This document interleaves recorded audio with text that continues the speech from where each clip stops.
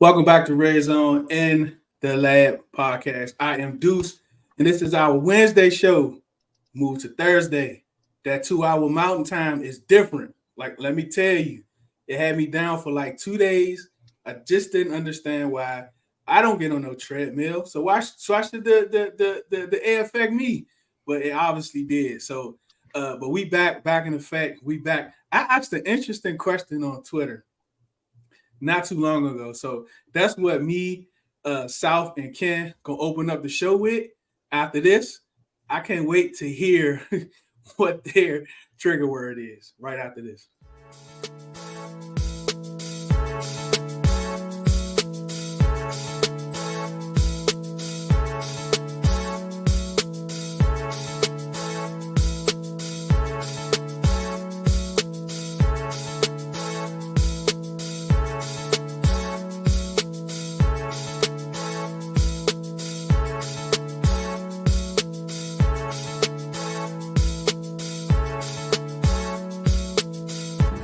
Shout out Redzone In the Lab podcast. Hey, what up, y'all? It's Benjamin St. Jude's, DB for the Washington Commanders. I want to give a big shout out to Redzone In the Lab podcast.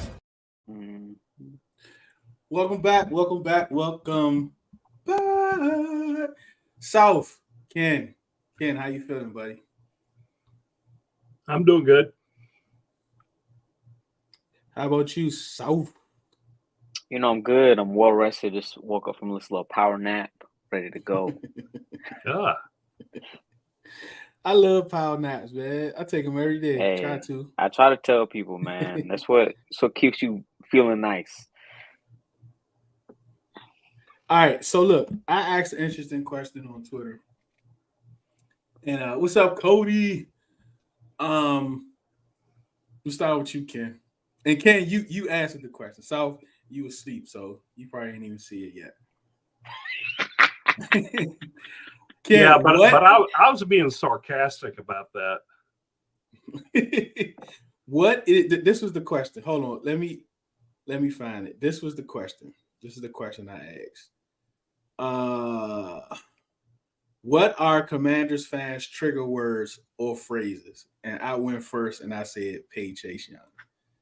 So, Ken, outside of the sarcastic, what is your trigger word for the Commanders? Extend Ron Rivera. Yep. You tweet that, war.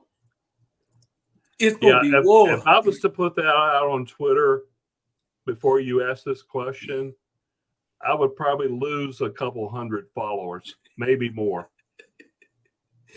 What's your trigger word, Souf? I mean, it's not really valid anymore, but if we rewind it 3 weeks ago, quarterback controversy. Yeah. Yep. Jacoby Brissett is the better quarterback. Right? should be a quarterback battle. Should be a quarterback battle. Johannesen said change the name back to the old name. Oh yeah. Somebody responded, Commanders is the trigger word. HTTR. I saw that. That was funny, man. All right. Let's close this book on the Broncos, right? We're a day late, but that's okay. Money's still straight. What was the biggest overreaction, Ken, from the Broncos game? I think for everyone, it came in the first half, and I'm guilty of it too, because I tweeted out it's going to be a long day. Because I thought, I thought Washington was going to be blown out at that point, but they came back. So that was my biggest take and mistake in that first half. Yeah, it was going crazy. Like the chats was going crazy in that first half. And for us being there with that sun, because we were sitting, we had 4 sun until 2 minutes left and over in the fourth quarter. So it was even more frustrating being in that sun down 21-0, right? But what about you, Souf? How was you doing the first half, the first quarter? I was about to take a nap, man. I was this close to just being like, you know what, same old team, Same old team, same offense, same defense, same everybody. Get rid of everybody. I'm going to sleep because I didn't want to watch it. 21-3. But it was obviously we turned it around. But in years past, I will say, if we went down 21-3, that final score probably would have been about 52-10. Yeah, I think it would have been no fight pre-Rivera if that was the case for sure. But the boys kept fighting. They kept fighting, man. There's not more you can ask for is to compete, right? All right. So, give me some takeaways, Ken, from the game. Give me a takeaway that you don't want to see no more, and give me a takeaway that you want us to build on. I don't want to see poor starts to the game anymore, because it's one thing to do it against they didn't really get off to a poor start. The Cardinals, it was pretty much a battle the whole way. But if you get off to a poor start, oh my goodness. It's okay. It's all good. If you get you off, got a house phone? Golly. I'm a medical patient. I have to have landline, and I have to have some. Look, and that was a medical call, but they know what I'm doing right now. Anyway, if you need to take it, that's cool. But look, I have one too, right? Here's what I'll go with it. So I think getting off to better starts against better teams is going to be more important, because against better teams, it'll be much more difficult to come back against. Nothing against Russell Wilson and the Broncos, but they're all, they had a bad year last year, off to a poor start this year. So it's one thing to do it against them. It's another thing to try to do it against better teams that are upcoming on the schedule, most notably Buffalo, obviously Dallas and Philadelphia, even put the Giants in there. And let's see, probably I think 2 or 3 other teams we have to be aware of as far as not getting off to a poor start. The other thing is, as far as a take is concerned, is the exact opposite. Never give up. I think the comeback was because Eric Bieniemy did not give up. He keeps going. He keeps challenging these players. So they believed that they could come back in that game and win it. But again, I go back to the first part. They can't keep doing that. What about you, Souf? And answer your, I literally have a house phone. I'm literally staring at it. I have the 3 cordless hookup. The cordless phone. Because listen. My wife is one of the ones that's like, if it goes down, we're going to have to be able to get to the radio to understand what's going on. Yeah. Right. So that's why we have one. Because originally it was because like years ago, it was remember cell phones had additional charges for long distance or whatever in their families was in Detroit, blah blah blah. But that's why we got we hardly ever answer it. But yeah, there we go. Didn't think we was gonna have a conversation about landlines, but here we are. Souf, give me some takeaways. Okay, so one thing I do not want to see. I don't know if anyone has mentioned it. I haven't seen it on Twitter yet. But I don't want to see Jack Del Rio put in on that bomb that they scored, and they had Percy Butler out there looking extra lost. I don't ever want to see that again. Yeah. I don't know what happened. I think we sent a double corner blitz at some point on that play, and they left Percy Butler out there by his lonesome out there, covering half the field by himself, and he was in the wrong spot at the wrong time. I don't know if that's because he was confused too, or not, but I don't want to see that ever again. But what I want to see from the last game is get Brian Robinson going earlier. Get him going earlier, and the offense is going to be that much better. Yeah, I agree with both of you all. Making sure that our guys is in the right position. I do think Percy is going to take he's already taken a jump But again, he's still young, and him being back there by himself may have been just a little too much. But again, it just kind of depends, right? It just happened at one time, and he can grow for it. It happened to Defoe a couple times last year too. So, but got a message from Souf and his sponsors. Right. Drink your water. Drink your water. Hey, any water sponsors out there looking for somebody? Souf's your guy. I'm the guy. Souf's your guy. But yeah, hopefully, and starting slow. Like, we cannot start slow against Buffalo. Like, we cannot go down 21-3 against Buffalo. We can't get in the red zone and turn the ball over or miss a field goal. Like, when we get those opportunities to score and get in striking distance, we have to score. There's no doubt about it. We have to score. We have to score for sure. So when we talk about this past game, and we're looking at different positions, of course, the offensive line always come up, right? The tackles, the protection, all that stuff always come up, right? What's your take on the offensive line collectively and individually, Souf?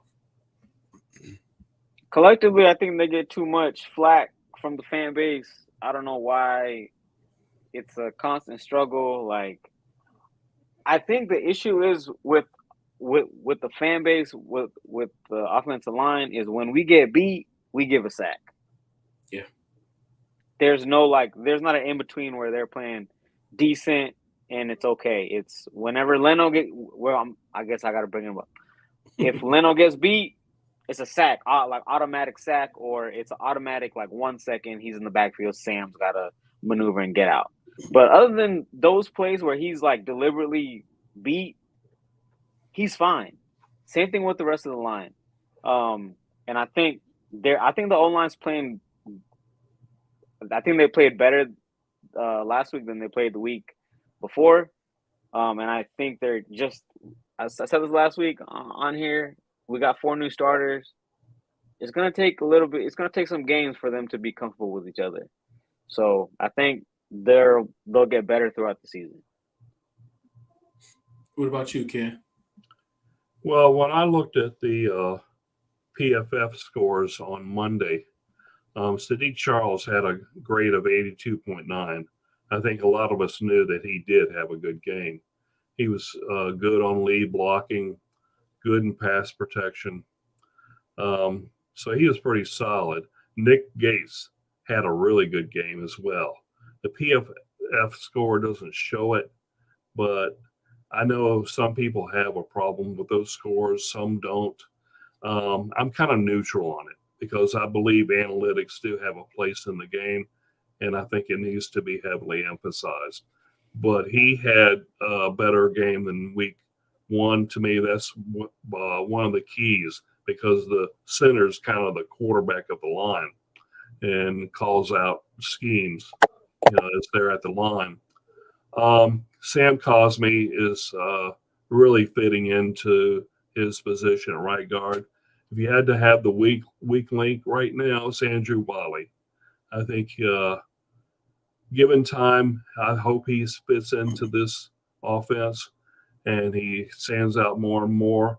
But overall, collectively, the group was better than game 1. So you hope to see continued progress. And if they keep going in the right direction, hopefully, but with each passing game, they become less of an issue. Yeah.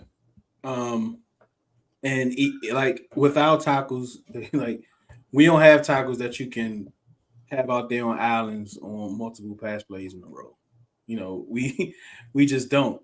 But there's nothing we can really do about it right now, but just hope that EB can scheme it to the fact where, he's hiding those deficiencies in their game, right? With the chip blocks, quick passes, double teams, moving Sam in the pocket. All those those are the things we should be having conversations on. But just like that tweet said, Leno is not bad. It's show enough a trigger word, right? Leno is not bad. Will show enough trigger an entire fan base. All right, so let's look at these positions. Can I say something real quickly? Yep. There was one series in the first half where Leno did have allow 4 hurries, and it wasn't a good series. And then there was another time when the edge rusher clearly got around him pretty easy. So I think a lot of people are focusing on that. The rest of the game, though, was pretty good. I mean, there were still a couple of issues, but yeah, that one series where 4 straight plays, 4 hurries were allowed, and yeah, that can't happen. You understand maybe 1 on a series, but not 4. So the fans have a legit gripe there, but overall, still pretty decent game. Yeah, one play can definitely change the game, right? And I think he had 5 hurries overall. So you have that small collection of series and plays, and you kind of zeroing in on there because yes, one play can alter a game. And like when they give up a sack, it's bad. I mean, if anybody gives up a sack, it's bad. It can lead to turnovers, forced fumbles, and all that stuff. But overall, and looking at what else the rest of the league have, it's like, all right, it's like we can't have 2 elite tackles. No one has 2 elite tackles, right? I mean, you barely find some teams that have 2 good tackles or 2 good great tackles.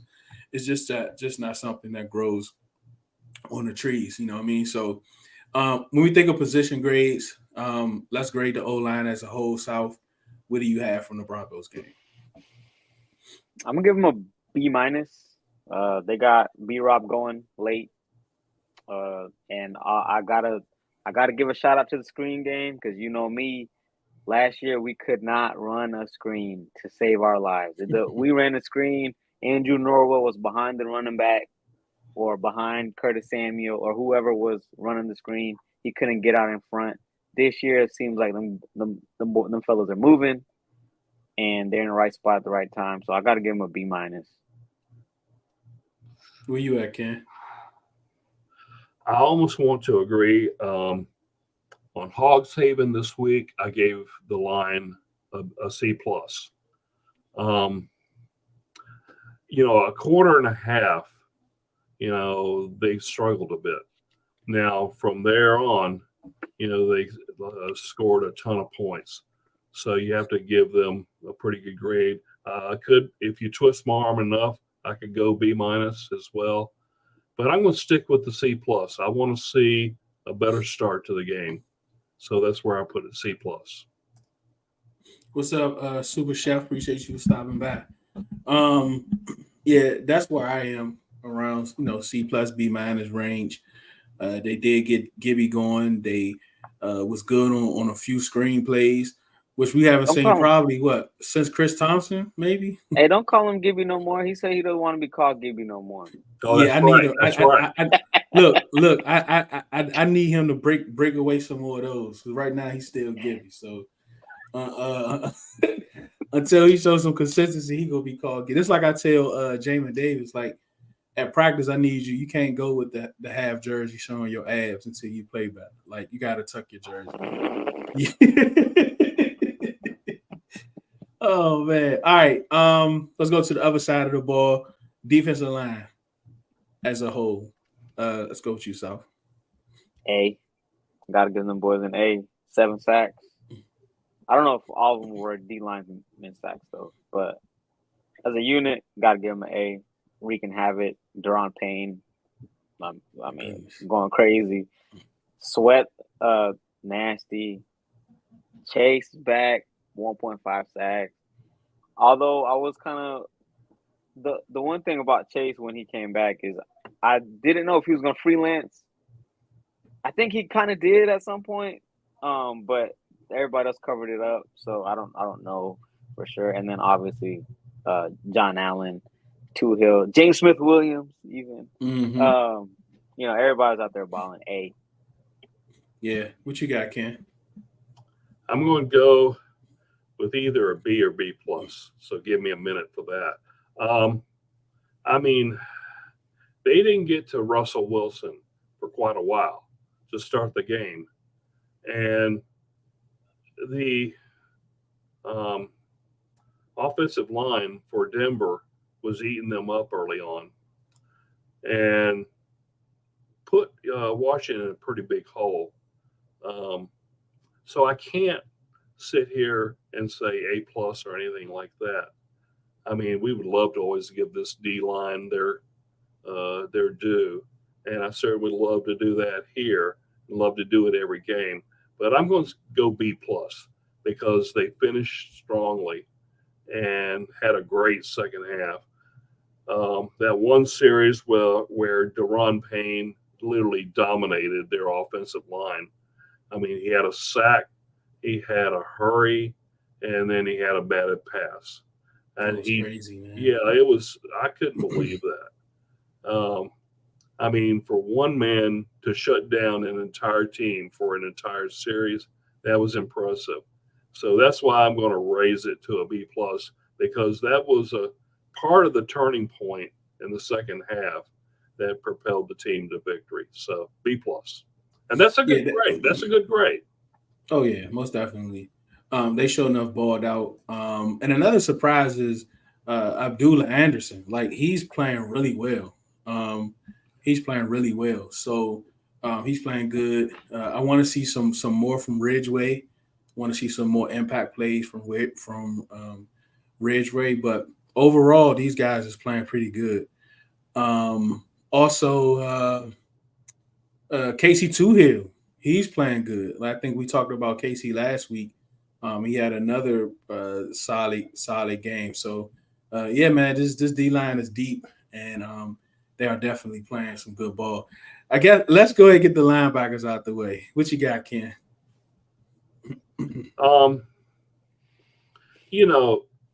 Last week I mentioned that let's give Cody Barden a little bit of a break because I think he's going to improve and he's going to get better as each game goes on.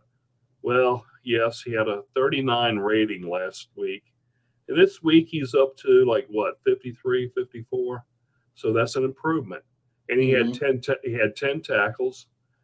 And guess what? He recovered the Russell Wilson fumble. Mm-hmm. And guess who caused the fumble? Jamin Davis. Mm-hmm. So that one play changed the momentum of the game. And then it was an avalanche from there, to use a Colorado term, if I may. It was an avalanche at that point for Washington. So they still have issues to work out, but I'm going to give them a solid C. All right. What you got, Souf? Yeah, they're a hard bunch to rate. I mean, to grade. I want to say C2 because Jamin did make that play to cause the fumble. Barton did recover it, but they're not. I actually like Jamin better than Barton in this game because his closing speed's crazy. There's a couple of plays Russell gets flushed and he's out there just chasing him and he's there in a second and Russ can't do anything. So they're just so inconsistent. I'm gonna give him a C. Yeah, man. I don't know what's the problem with Jamin. I thought he's gonna take another step this year. We saw that closing speed on the Russell. He showed his athleticism. And Barton, he can't be out there by himself when we have 6 Ds and it's passing downs because the over routes, the under routes, the crosses, he just can't cover. He can't. When you send a receiver across, the receiver's gonna catch it and turn it upfield. That happened a few times. I don't think Jamin is just great coverage back, but at least he has the speed and athleticism to close on those guys and make the tackle. But Barton, it's pretty much over. So I don't know what's going on there at Commanders Park with those two guys, but I want to be able to see Jamin on the field. I also tweeted earlier, or was in the chat, that I wouldn't mind seeing him blitzing 10 times a game. You know what I mean? They need to do that. Yeah, if he's not, shooting the holes on running plays, and if he's not covered, just send him 10 times. You never know. We did that. We was doing that at the beginning of last year, the first few games, and he got home. So just send him a few times, like build his confidence up. Like, you know, you get a sack or two, you might unleash this monster. You know what I mean? What you think about that, Souf?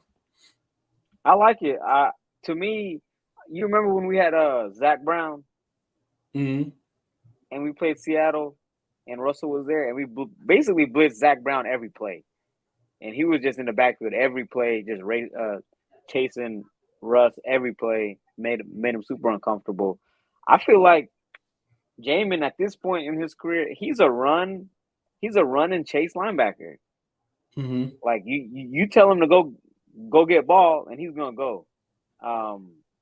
As far as like how he's playing, you know, in space, it's kind of iffy. But yeah, I mean, we should utilize his speed, because if he can't do, you know, the things that he needs to be doing as a regular linebacker, covering and being in space, use what he's good at. You know, his speed. He's speedy. Use it. Yeah, what you think, Ken? I'm going to bring up something just slightly different. I'd like to see Khalid Hudson out there some. I think he's hungry, and I think he had a really good preseason. So why not put him out there for a play or two, see what you have, maybe 3 or 4 plays. At least have him on the field for, you know, let's go with the entire game. At least have him out there for 10 plays, and let's see what he has. Could he be better than Barton? I don't know. Could he be better than Jamin Davis? Probably not. But I would like to see him out there. And I know we don't use 3 linebacker sets anymore, because we run a 5-2-4 mostly, and even a 5-1-5 on occasion. And I would just like to see him. That's really my I know it's an unusual take, but I just want to throw that out there. Yeah, I don't know what's going on with him in practice. I thought that he would be someone we would see more, but the season's still early. You know, there may be some stuff they still trying to bring him up to speed with. So, you know, we may see him, but we need more speed out there. So, I mean, Quan Martin's coming back. I won't like. That's why I want to see our offense put us up a couple scores, because maybe we'll see 7 DBs out there. You know, where we're no linebackers. You know what I mean? Maybe that's something we'll see. And Quan Martin coming back too, so having Curl in the middle, maybe that is something that we'll see. But talking about the secondary, what do you think about them for a grade, Souf? First thing, having Quan out there actually makes me kind of nervous. Just because from what we saw in the preseason, he kind of looked lost, and he's a rookie, so that's fine. But having him out there, it makes me a little queasy. I don't know if I like it, obviously, but I guess we'll find out on Sunday how much they plan to use him. What would I grade the secondary? They gave up that Hail Mary, so like I think that knocks him down a whole letter grade. The boys was greedy. Let's knock it down. I'll give him how many? Russ had over 300 yards, right? Mm-hmm. 308. Yeah, C+. I mean, you give up 300 yards. Yeah, something's happening. C+. I mean, they did what they're supposed to do. Forbes should have probably had 3 picks. So yeah, I'm giving him a C+. No problem. What's up, Manny? Appreciate you for stopping through. Yeah, man. I mean, he did have 2 bombs though. You know, he had the Hail Mary. He had to bomb the Mims down, but you take away those, he only had like 100, just over 100 yards passing. You take away the bombs, but they can't give up those Hail Marys, right? We ain't no smacking up and back, like just smack it down, like push it down to the ground. But I'm sure they went over that in practice this week. So yeah, where you at, Ken? I'm going to put my grade out there first, and then the explanation. C- for the secondary. Look, Cam Curl is Cam Curl. He was good all game long for the most part. I'm going to have 2 words for the secondary to start off my part of this conversation. Marvin Mims. He looked like Randy Moss in that first quarter and a half, and they couldn't stop him. I'm surprised they didn't go to him more. And if they had, who knows what the score would have been. So I think we got a little bit of a break there. But they had no answers in those first 22, 23 minutes. Fortunately, they started to clamp down. But then again, I look at Emmanuel Forbes' score for that game from PFF, and it was 36. He had a brilliant interception, but he made a horrible mistake by not batting that pass down and kind of mistiming his jump as well. And so it allowed Denver to have an actual chance to send it into overtime, and with plenty of momentum as well. You know what? You can't take anything for granted until that final second is off the clock. And I realize that there are a number of things that the fans have been talking about this week, but the bottom line, the team was in that position for a reason. And the secondary, to me, needed to play at least a little bit better. C-. All right. What you got, Souf? He already Oh, yeah. My bad. You have to do it again, Souf. Do it. All right. Wide receivers. I think, like Sal is gonna take what the defense gives him. He's gonna take what the defense gives him. He's gonna go through his progressions. He's not gonna force anything. And I think that's great, especially in a young quarterback. Having someone like Terry McLaurin that's looked at as one of the top wide receivers in the league, young quarterbacks, old ones too, not talking about that guy from last year, but they'll try to force him the ball, but that's not how it is, and that's not how Bieniemy is. That's one of the first things Bieniemy said in his first presser. Look, I don't care about your stats. I just want to win. And that's what he's instilled into Hile. So when you look at the wide receivers, Souf, where you at with the wide receivers? I'm gonna give him an A-. Everybody got involved this week. Diami got some burn in this game. More burn than I thought he was gonna get. He had, I think, 2 or 3 catches in a row at one point in that game. So I was surprised that he got so much, attention. Terry's been Terry. Jahan was a little quiet. And then Curtis, I think he had that one jet sweep that was nice. So overall, I think they did their job.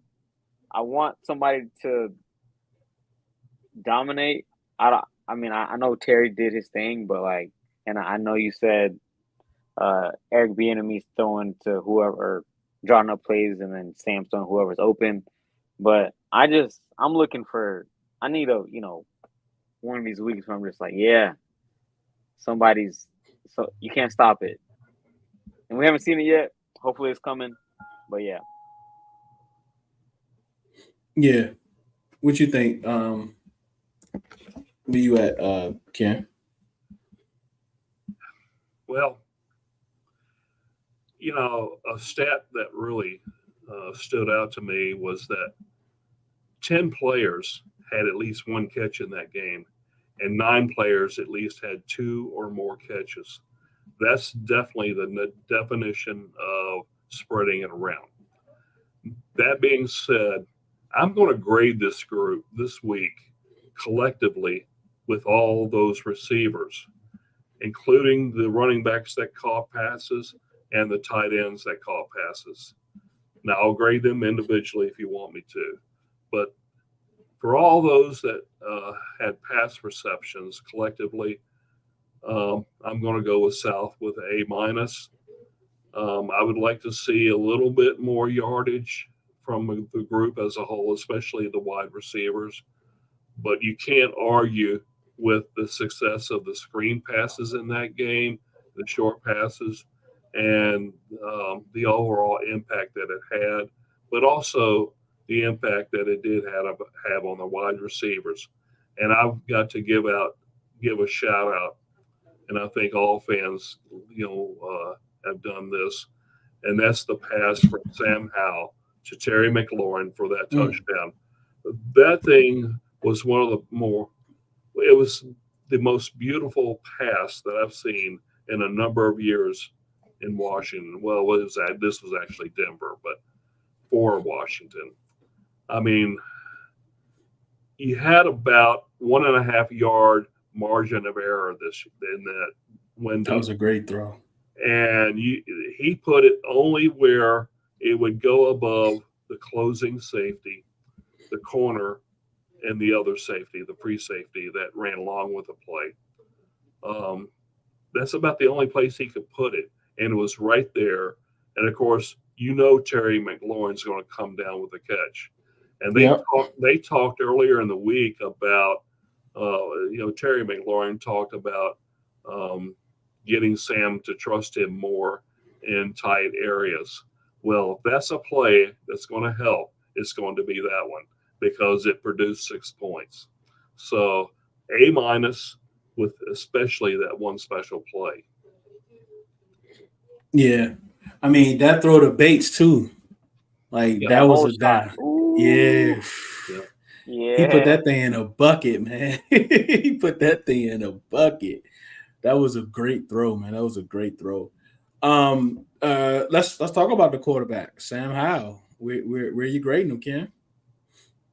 I'm just giving him an A, not an A plus, because I want to see a 300-yard game. And almost 1 yard short, but I want to see a solid 300, like 350 or something. Yeah, I got you. That depending on the circumstances, that could definitely grade out as an A plus. But look at the confidence that he had and he continued to grow with throughout the game. I think he is starting to trust Eric Bieniemy more and what the plan is. And I think he will continue to trust the wide receivers more, especially Johannesen and Terry McLaurin. And is he starting to establish a rapport with De'Ami Brown? If so, that's all the better. But I would like to see Curtis Samuel in there a little more. And then could you imagine all those 4 receivers just being reliable targets from here on out? That is going to bode well for Sam Howell. Is he on the verge of becoming I don't even want to say it. Is he becoming the quarterback? Okay, I'll say it. Is he becoming the franchise quarterback that we have wanted for a long, long time? And my answer right now is let's see. Let's see. I'm not quite there. But I'm seeing what a lot of people are seeing, and I'm coming around. Deuce and Souf, I'm coming around to it. I give the young man an A. Let's keep in mind he's 23 years old. 23, wow. Yep. But wow. Man, he has an arm and a half. And I think he's special. I really do. Yeah. Where you at, Souf? I gotta give him an A too. For some different reasons. Even if he threw for 300, he would still get an A for me. But I just think being down 21-3, how many times have we seen in this league where the quarterback is flustered, they're trying to force stuff down the field, they're making throws they shouldn't be making, they're messing up, doing this, doing that. With him, it wasn't any of that. Like it was like the score was always 0-0, and he was just doing what he needed to do to get it done.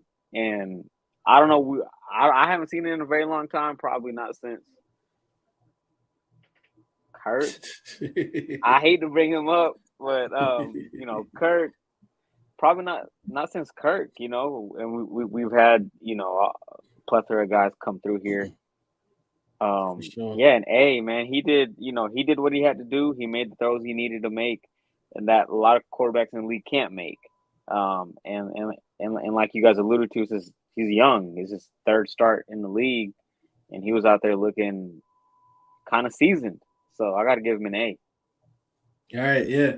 After this, we're gonna get to the running backs. We're gonna get to the tight ends.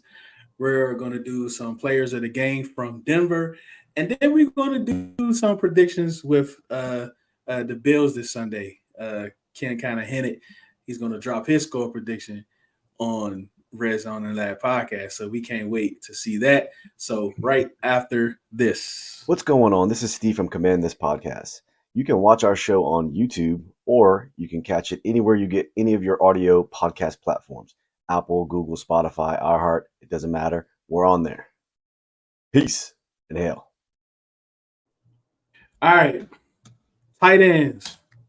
Like I said, cheap shot from what's his name? The Broncos player. Actually, it's his second second this season. He got ejected week 1, got ejected week 2. I haven't heard anything, but I think someone said it wouldn't be a suspension. But the tight ends, I think the tight ends did well. But outside of the grades, it doesn't look like Logan is going to play Ken. So do you bring up Hodges, which I think is not ready yet, or do you bring up Alex Armour? Who did you say?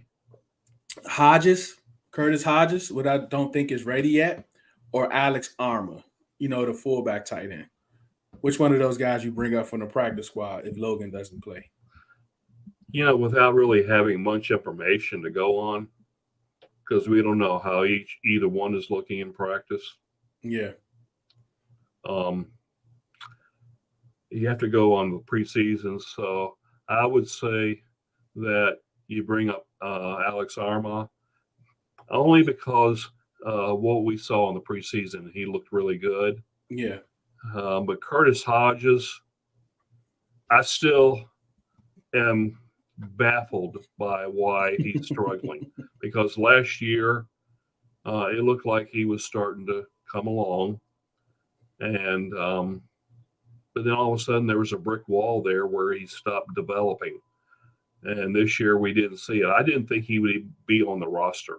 I didn't even think he would be on the practice squad, but here we are. So I would have Hodges inactive and Arma elevated. Yeah. Where you at, Souf? Yeah, I'm same, but I'm a little bit biased towards Alex Armour because my buddy actually trains him here in Atlanta. So I gotta give the leg up to Alex Armour. Plus, I do think he's a little bit more versatile than Hodges would be because he could probably, come the backfield block, lead block, do some things that Hodges probably can't. And yeah, Hodges in the preseason, he didn't do anything except drop passes. So it's hard for me to go for, go that route because we didn't really see anything from him other than he'd get open and then not catch the pass. So that's where I'm at. Yeah. The running backs, I think they both look pretty good. B-Rob got going in the second half. Sam Hile passed the ball 30 times in the first half, only 9 in the second half. We got to take that number down a little and feed B-Rob, even if it's inconsistent. He might not be getting 3 here, 4 here, but we gotta keep him honest. We can't put too much pressure on Sam Hile in those tackles. We finally saw a few screens, right? Givey and B-Rob. So I'm looking forward to seeing some more of those. But when it comes to the running backs, what's your grade for themselves? I'll give them a B+. They came out and they did what they needed to do. B-Rob, last week we were talking about, does he have a problem with vision? And we kind of touched on it. It looks like he's kind of getting his groove in. Gibson, screenplay. If he would have picked up his feet, he would have scored. He would have scored on that screenplay. One thing I was kind of confused or surprised about is Chris Rodriguez. I don't know if he got a carry. Did he get a carry in that No, game? he didn't. No. Yeah. So I was kind of surprised where the week before he was our third down back, and then this week he didn't get any PT. So kind of surprised about that, but I'll give him a B plus. Or did I say B plus or B minus? I'll go B plus. Yeah, he had a good block though. Like he has a couple key blocks in that game. So I mean, I think as the season progresses, I think he's going to start getting a little more carries because like it's 17 games, man, and B-Rob, he's not a elusive back, right? So he takes some punishment. So I do think some of those carries is going to decrease. Where you at, Ken? B plus also.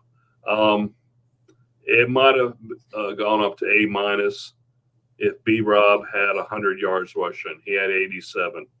Again, I'm grading a bit tough on that one. So, but overall, he had a very good game because he had like 142 total yards from scrimmage. So he was good on the screen passes as well. Antonio Gibson, look, I live here in the Memphis, Tennessee area. And week after week, I got to see some of those Memphis games. I didn't watch all of them, but his senior year, he was incredible. Every other play where he was involved would be a touchdown. And I'm glad to see, and I hope it's a trend going in this direction, using him more as a receiver, especially in screens coming out of the backfield. And I would like to see him lined up as a wide receiver on occasion because that's what he did at Memphis, and that's what made him so lethal in that Tigers offense. So hopefully we can see that going in that particular direction. So I'm baffled as to Chris Rodriguez as well. I hope we get to see more of him in the coming weeks, but I don't know what is going on. Maybe the game plan just didn't have him in it this week for a specific reason. So maybe this coming week we'll see more of him. So B plus, and Brian Robinson, give me them 100 yards rushing. Give it to me. You can do it. You can do it. Yeah, man. If he got a few more carries in the first half, he may have. All right. So look, we're gonna come back with players of the game, and then we're gonna do predictions for Buffalo right after this. And how do you too, Steve? Leave me out. Saturday brunch with the ladies of HTTC, sponsored by Redzone In the Lab. Join us Saturday morning at 11 a.m. Eastern as we discuss everything NFL and, of course, brunch. See you soon. Hail to the Commanders. All right, players of the game. Who do you have, Ken? On offense and defense or what? Yep, offense and defense. All right, one each. Okay. On offense, I'm going to give it to Brian Robinson. It'd be easy to give it to Sam Hile, and he's certainly deserving. So I'm going to leave that open for either one of you two. I'm going to give it to Brian Robinson, and it's because of one specific play. Of course, it's his overall effort on Sunday. But in that first half, he ran for a 2-point conversion that was initially ruled short. Fortunately, the referees reviewed it, and he did get in on second and third efforts, and he was really determined. He barely got over the line. Now, think about that play. Washington wins by 2 points. If he doesn't get in, period, it's a whole new game. It's everything changes. So that play was one of the most important in that first half. My player of the game on defense, I mean, there's an easy choice here. I realize that Deron Payne is an easy choice, but I'm going to go with Jamin Davis with that key turnover that helped change the momentum of the game. When that occurred, Washington got even got on a bigger roll at that point, and it propelled the team forward and went on to outscore Seattle over a period of time, 32-6, before Seattle closed it at the end. And it reminded me of the 28-3 run back in the Super Bowl. It was that much. It was that much. Just Washington kept coming. And it reminded me of the Washington-Denver Super Bowl back in 1987, where Washington was down 10 points to Denver and John Elway. Then they scored 35 points in that second quarter, one of the most explosive quarter in Super Bowl history. And so I was kind of reminiscing a bit during the game as Washington got a 2-score lead. And I'm like, yeah, this is like old times. So I'm going to go with Jamin Davis there as the momentum changer to make it all happen. What you got, Souf? Thanks for leaving those the easy pickings for me, Ken, because I am going to take Sam Howell on this one. It's got to be Sam. I mean, for reasons that we know, he poised, got the arm, made the plays he needed to make. Guys, he was just a gamer. He just out there making plays, doing what he needed to do, and we got the dub. So that's nice. So he gets it on offense. And on defense, I'm not much of a storyline guy. I don't really like when guys get, accolades for, a nice story. But I'm gonna give it to Chase Young. It was nice to see him out there. It's nice to see him get his first sack. It's nice to see him, him and Montez, have their little thing going on. So that was nice. So I got to give it to Chase. For me, it's Sam Howell, too. Like the poise he shows, like we keep talking about being down 21-3, taking hits and still coming back like ain't nothing happened. And you heard, was it Payne? No, it was Samuel, how he was talking about how, it was one of those guys, how he was talking about how he keep getting hit, but he keep getting right back up. That motivates the other players, that makes them say, hey, come on, man. He out there taking a beating. Let's go out there and catch a pass. Like Logan Thomas caught that pass, that with that helmet, the helmet shot. And he still took it, right? He still brought it in. So Steve said Sam Howell's cooler than the backside of a pillow. Yeah, man, he is. You know what I mean? So like when you think about those type of things, man, like this kid is just, he's impressive, man. He's impressive. And if he was a first round pick or even a second round pick, this fan base would be ready to call him the franchise. I just believe that. And if they still don't have that old regime in their mind about how bad we've been with quarterbacks. But this is something to kind of consider, right? When you to say how we've been with quarterbacks.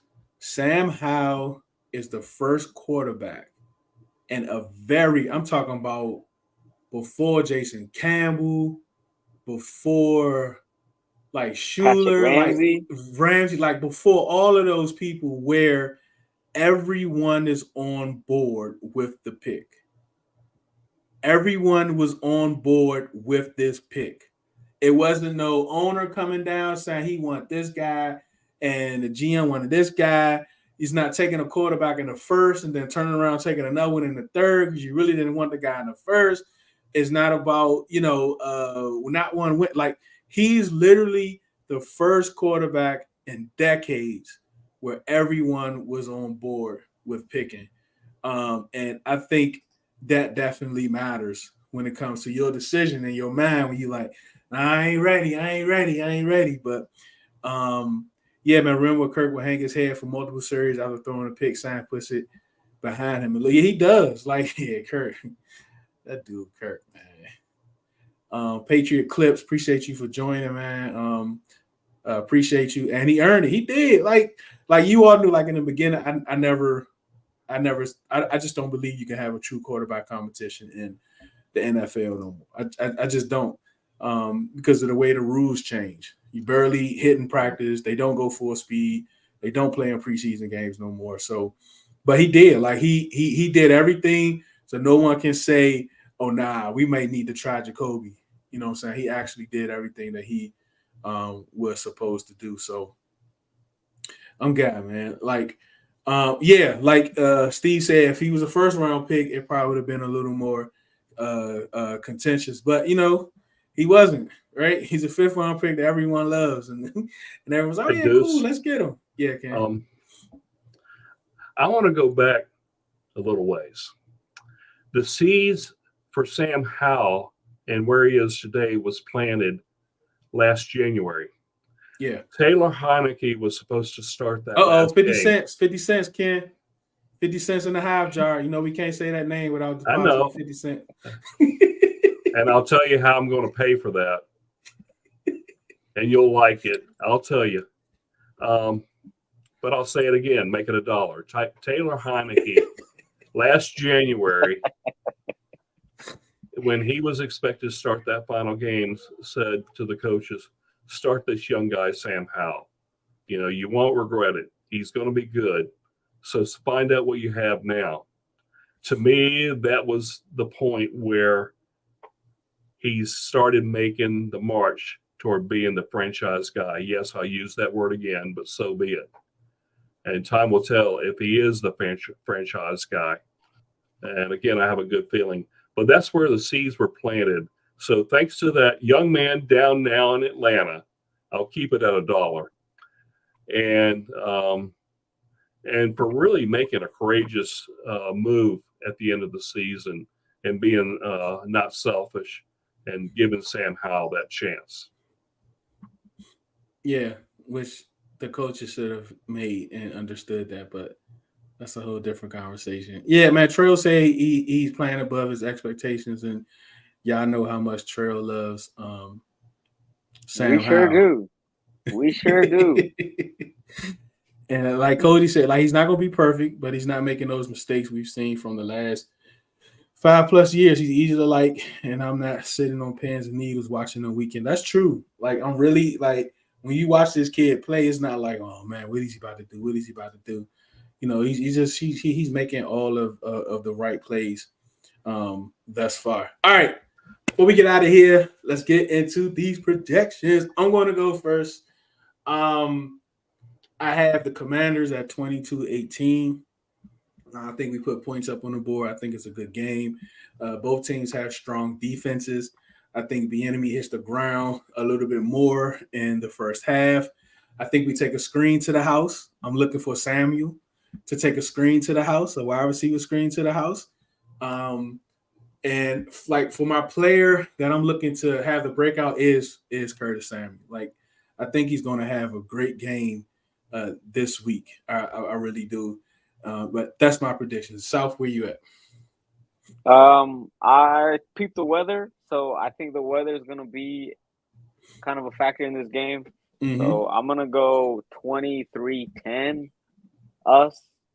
Oh. I think defense learned their lesson last week, and they're not going to let that happen again this week. Again, I think the weather is going to be crazy.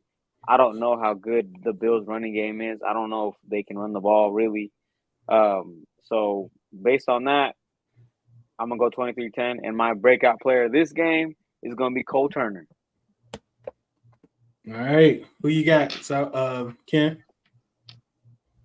Well, we knew this was coming, right? I put it on Twitter early this morning. Yeah.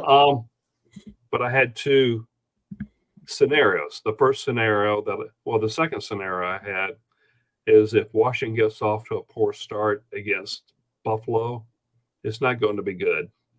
So that's why I had them losing, 30-24. And I agree with Souf. The weather is going to be a factor.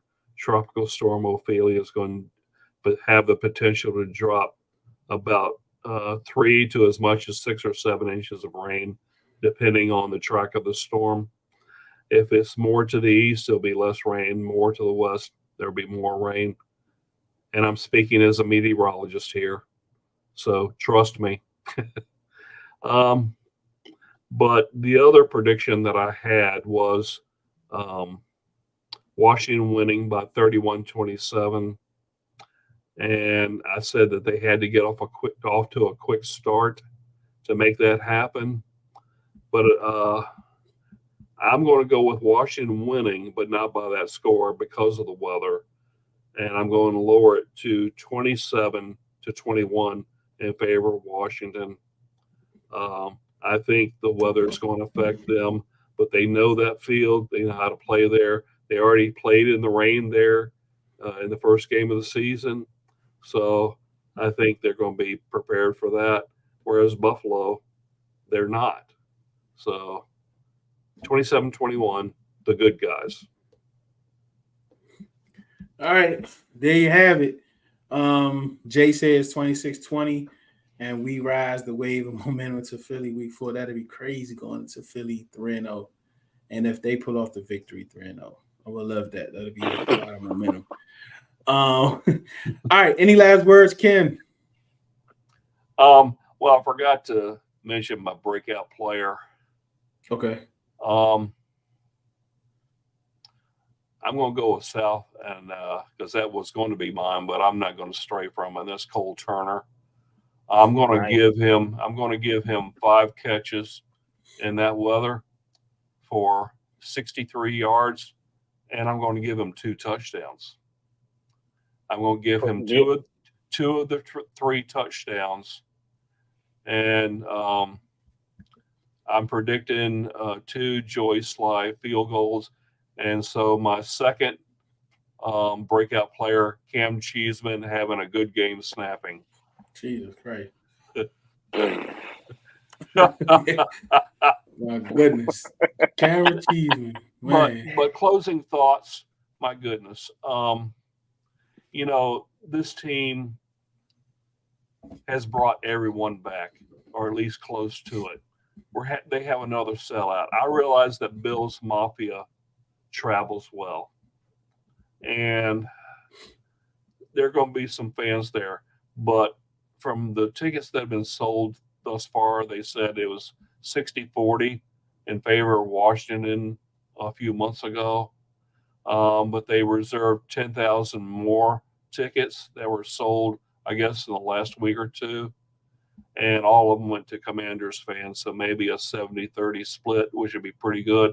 That's a home crowd, and it'll propel them to victory. So I'm looking forward to that. But this team, win or lose on Sunday, things have turned around. They really have. And I think based on the 2-0 start to the season, we're looking at a playoff spot this year, gentlemen. I firmly believe that. I ain't mad. What you got, Souf? I really don't have anything. I hope they prove us right. Also, per Ken, everybody, if you want playing fantasy football, he just gave out Cole Turner's fantasy numbers. I think that's good enough for tight end 1 this week. So go ahead, put him on your fantasy team. Most definitely. Hey, look, we appreciate all of you for watching. We thank you for listening. We understand your time is very precious. For you to use it with us, we definitely appreciate it. Remember, do it because you love it, not because it loves you. One beat, one sound, one heart, one love.